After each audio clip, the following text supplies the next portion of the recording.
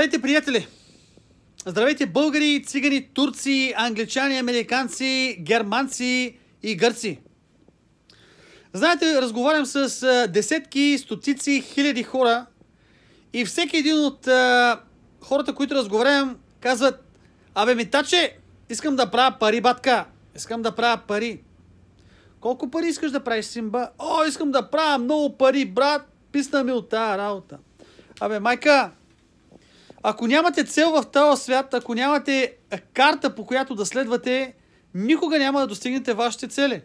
Все едно, майка, да се качиш в една кола и да кажеш: аз искам да карам. Ама къде ще караш, бе, майка?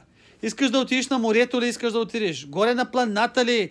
Искаш да отидеш в Гърция ли? Искаш да отидеш на манастир ли? Къде искаш да караш тази кола? Кога искаш да отидеш там? Искаш да отидеш в сряда? Искаш да отидеш в събота? Колко искаш да караш? Да караш с 30, да караш с 70. Същата работа е в бизнеса, бе, хора. Трябва да имате пътека, която да следвате.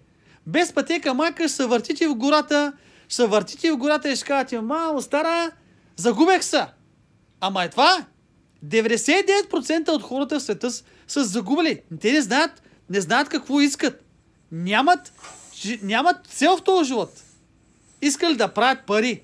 Абе, майка, колко пари искаш да правиш, бе? Искаш да правиш 500 лева на месец, 50 хиляди на месец, 5 милиона на месец.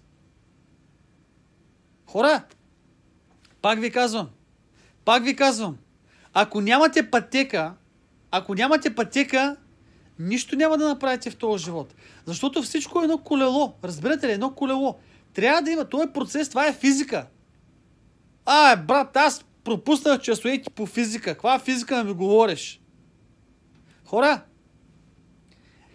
искам да ви кажа разликата между мене и между това тук лъвче е, че хората, ние сме